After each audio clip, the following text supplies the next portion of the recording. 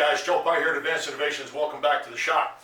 Today's video is going to be about work holding, positioning, thought process, what it takes to get from here to here successfully. Now, I've always said that you can take 10 tool makers, 10 machinists, put them in a room, put them in a shop. They're all going to give you back a part that is to print, but they're going to do it 8 different ways. So everybody thinks differently.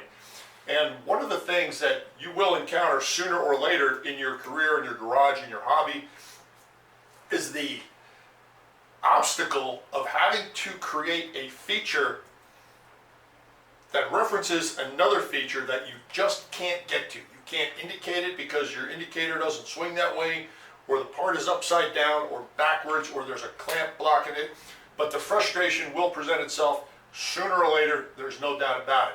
And it's that moment that you have this idea of we're going to go this direction. When you decide to go that direction, you're going to encounter obstacles along the way, and you're going to put those little fires out as they occur and ultimately come up with a successful part. Wonderful. But I call that blinded by a first impression. When you look at something and you say, I'm going to do it this way, and all of a sudden all of these obstacles start to present themselves, instead of addressing each one and go, wow, this is going to a whole lot more work than I thought it was going to be, step back to the very beginning and say, did I make the right choice initially? Maybe, maybe not.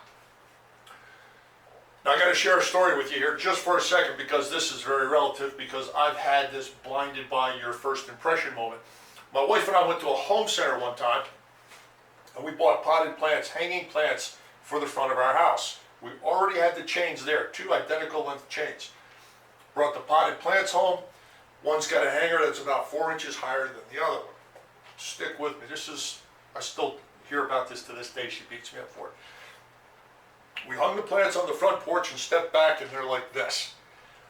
First thing in my mind, I gotta go get pliers. I gotta make one chain shorter so that they hang straight. Took off for the garage. When I came back, she's still standing in the same spot, but now the plants are level. For the life of me, I couldn't understand how she got the links out of those chains between the time it took me to go from here to there and back again. She did. She just took the one pot that was hanging low and moved the hook up about 3 links on the chain. Couldn't see it. First thing I was looking for was to mechanically fix it. She moved the hook up. Same thing happens in a machine shop. Solution is right in front of your face, and you decide to go this way, and not saying it's wrong, you've got where you're going, but I have a mock-up in the shop of this exact same piece that I'm using, or the inspiration for this video, and I want to show you the solution that I use all the time. It works like a charm, and if anybody knows who I'm referring to in this particular demonstration, put it in the comment line, and we'll just leave it there. You can see both ways. So let's take a walk out, and I'm going to show you the easiest solution that is right in front of your face. You can't see it. Let's take a walk. In order for a fair comparison between the 2 techniques, I saw this up real quick, and yeah, it's pretty ugly, but not bad. Now the feature that we're going to do, we're going to pop a 3/8 inch diameter hole in this face right here, centered about this slot, exactly 125 from these registration surfaces right here. So center is going to be down in this area right there. I am going to use a technique that I call the outrigger technique. Let's go over to the mill and make it happen. Okay, I'm going to use a piece of 6061 1 inch by 2 inch for this particular demonstration. I'm going to use a 1/2 inch 2-flute carbide end mill for this. And you're going to like this particular trick. If you haven't watched some of the other videos, this is something that I've done quite a bit.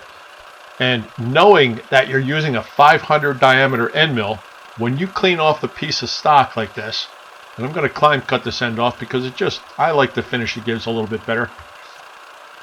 Right now, as this end of this material is being cleaned off, 500 diameter cutter, you know that you're 250 away from the edge. Okay, the center of the machine is 250 thou away from that edge. So when you finish the cut, I just pause for a second and reach up and zero your digital, move it in 250, half of the cutter, and zero again. Now I'm going for the 1 inch because I want my feature to be 1 inch from the end of the part. So after I faced the end, I moved in 250, which was half of the cutter, and then moved 1 inch and zeroed my digital again. Does not matter how deep this cut is right here. What it does matter is that we look for a raised protrusion on the end of this part that is the same size as the slot in the casting. I know that my slot in my casting is 5/16 wide, so that's 250 plus 256 each way. I'm going to go 600 off center each way and just make sure that my math is lining up and everything is good. About 100 thou deep. It doesn't really matter how deep it is. It truly does not matter. So long as you have a rib or a protrusion on the top of your part that's long enough to securely engage the channel on the casting, that's all you need. 100 thou deep, 200 thou deep, whatever. But you need to keep in mind that whatever feature you put on this bar, you need to be able to figure out or pick up on that feature at a later date. So it's got to be something left behind that you can work with.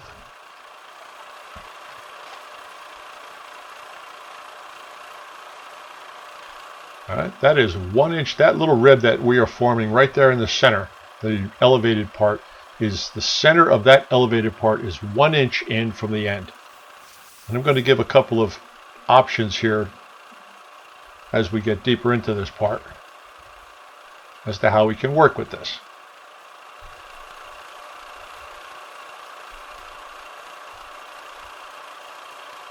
A little bit of an adjustment on the x-axis. And this is all symmetrical about the zero that I set on my digital when I moved over 1 inch. When I moved in 1 inch from the edge, actually 1.25 inches because it was 250 for half the cutter, set the zero and then move in 1 inch and set the zero again. So we are 1.25 inches in from the initial face pass. Each one of these cuts is symmetrical about a digital zero or a dial zero, which makes it easy to remember. You don't have to have a bunch of numbers in your head. If it's 258 or 265 on this side of the X, then it's the same thing on the other side of the X. Take whatever number you come up with on your digital or on your caliper, subtract the number that you're shooting for, split that in half, and make the adjustment on whatever symmetrical reading it is that you're looking at when you take your cut.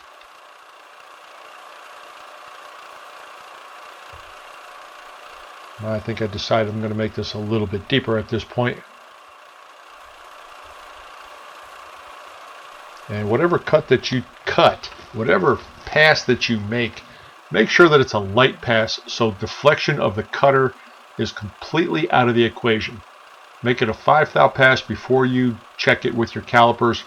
That way you know that there's basically no load on the cutter and you can trust the reading on your dials or your digital.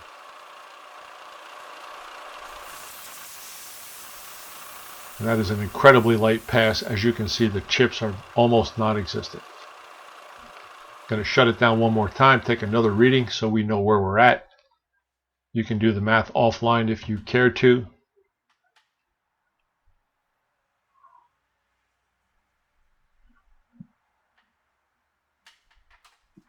There we go.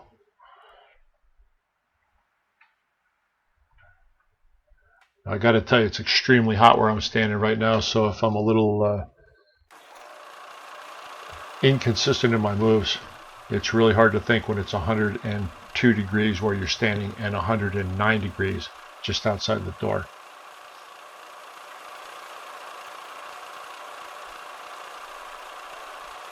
I like the climb cut from the outside. The rotation of the cutter drives the chips towards the block, and it does not produce a burr that you have to file off.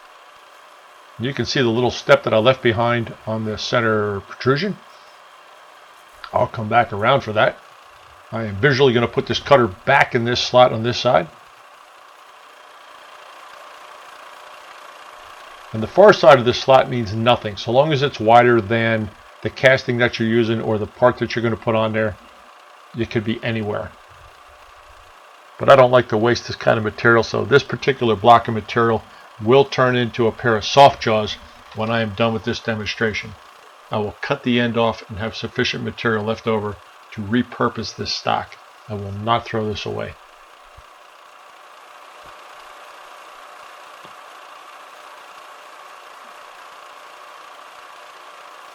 And this is where we take off the step that was left behind by the roughing pass.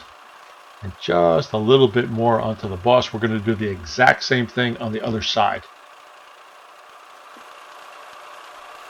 And, you know, after you've done this 100 times, this is just so natural. You really, it's harder to narrate than it is to actually do it.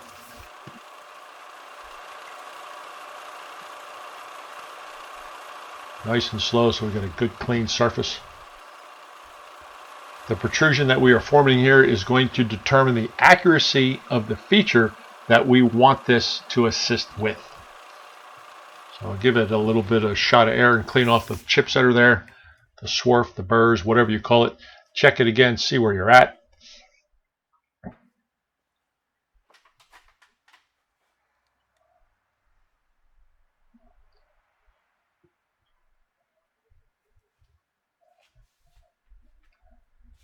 And at this point, you are either done with the cut, or you make your adjustment on your digital, on your dials, and off you go.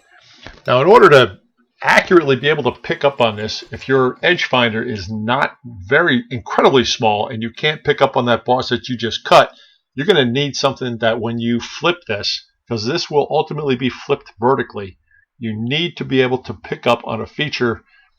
This feature right here, you need to be able to find that feature.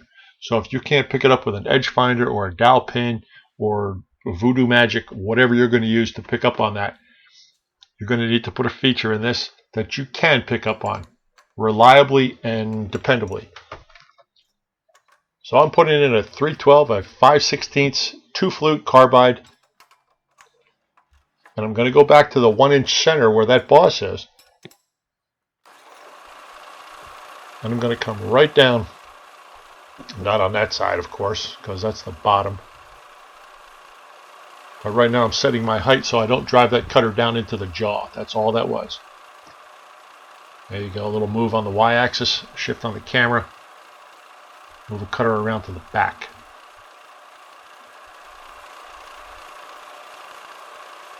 All right, the height is set, so I'm not going to drive into the jaw. I am not going to take this in one pass. I probably could if I had a sufficient RPM and a little bit of coolant on it, but I do not want this cutter to flex and blow the slot. So I'm going to nibble away at it. I just showed you that technique recently in another video.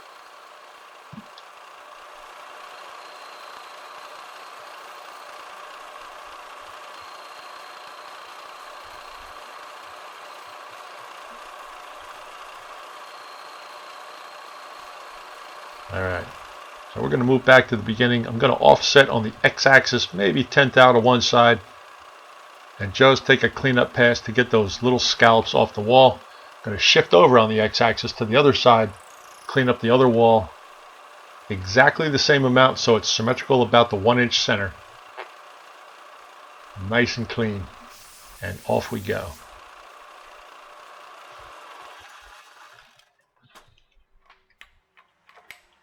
And that is the extent of the tooling you need for this feature.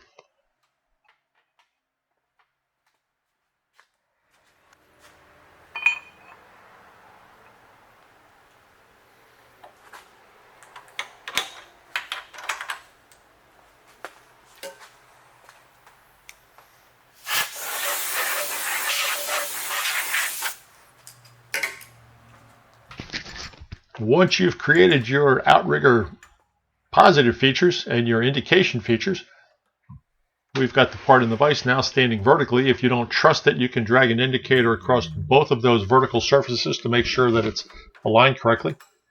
But we're going to take the edge finder and we're going to pick up on either one of those two subsurface channels that we put in it. That is a registration surface for the part that we're going to stick on here. And you're going to see me make two moves here. I'm going to move in until the indicator or the edge finder kicks out. I will zero my digital at that time. That's digital, dials, whatever you need to zero. And then get off the part real quick and come back, kick it out with your fingers, and then come back and look for the exact same reading on your dial or your digital. That way you can trust it and you know you got what you think you are searching for. If you have any kind of deviation, make sure the edge finder is clean, make sure the surface is clean, and lather, rinse, and repeat. And if it's a softer material, you think there may be some distortion or some transfer, move to a fresh surface and continue.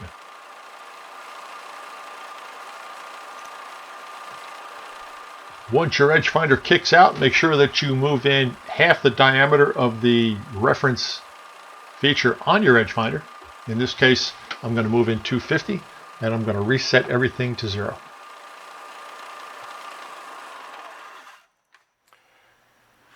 Now at this point in the process, you can do two things. You have two options by the way this was done. I know that from this edge that I cleaned up first, it's exactly 1 inch to the center of this rib. This rib is exactly the width of the slot in the casting. This little spot right here that I plunged in, and you saw me clean it up, is for tracking an indicator. If you did not clean up the end, but you know where the center is, you can now sweep this slot to pick up the center, because the projection may not be big enough for an edge finder. I'm going to pick up the edge because I know it's 1 inch. Well, better yet, I'm going to indicate it so you can see it. The banking surfaces of the fixture are now the 0 point in the y-axis, 0. Let's sweep the slot.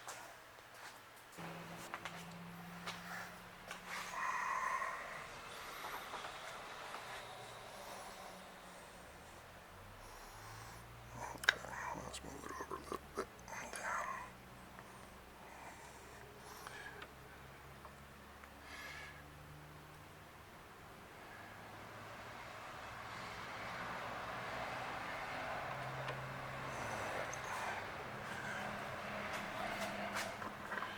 Get your needle down inside, and as you sweep, look for contact on both surfaces, and move it back and forth until the contact is equal.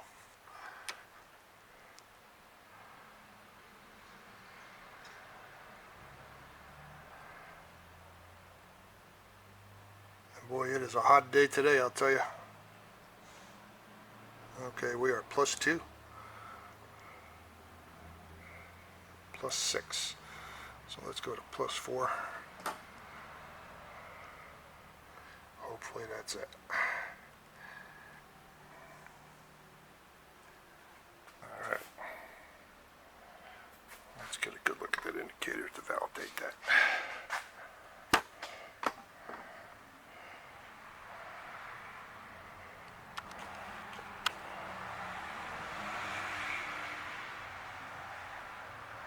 +4, looking at the brown and sharp text inside the indicator face. So you do not get confused as to what side of the dial you're on. Come around this way. +4 as well.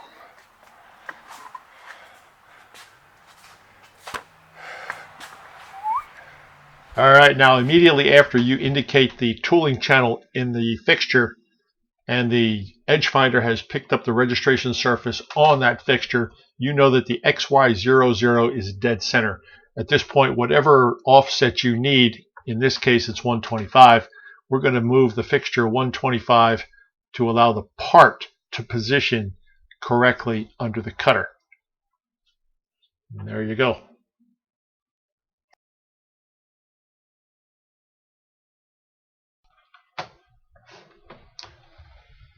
Okay, once the fixture, the outrigger is correctly positioned, it's just a matter of dropping the part on it and securing it with a clamp from the outside. It doesn't have to be anything fancy because the fixture's doing all the work. And since the pressure is down and not against the clamping forces, a C-clamp is fine. This is a 3-inch cant twist, and that's with a K. And anybody that's familiar with these, you just got to know that they're going to cost you a couple of bucks, but they are so worth it. All right, With the fixture correctly positioned and correctly fabricated, you can put the part on there and take it off all day long, and that hole is going to continue to come back right on location. Square on the x-axis, square on the y-axis, and correctly offset from the registration surface, the 125 that you need. And because I want a nice clean breakout, I am using an end mill. It's okay to put a drill in a collet, that's not a problem. But I want a nice clean end mill, breakout so that you can see what's going on. I had to move the fixture towards me, okay? I wanted the block to move, basically the feature I wanted to move away, but the fixture had to come towards me in order for that to happen. So that registration feature where the fixture and the part come together need to come towards me so that the part comes towards me and the feature moves away. Just like that. Simple. Let's fire it up, pop it through the center, put a pin in there, and take a look at how it comes out.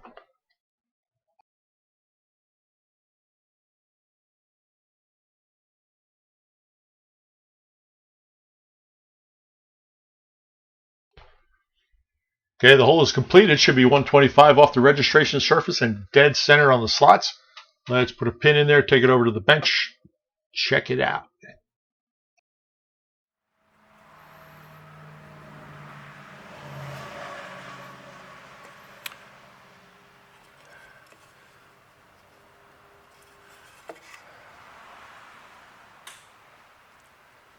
All right, I think the setup speaks for itself.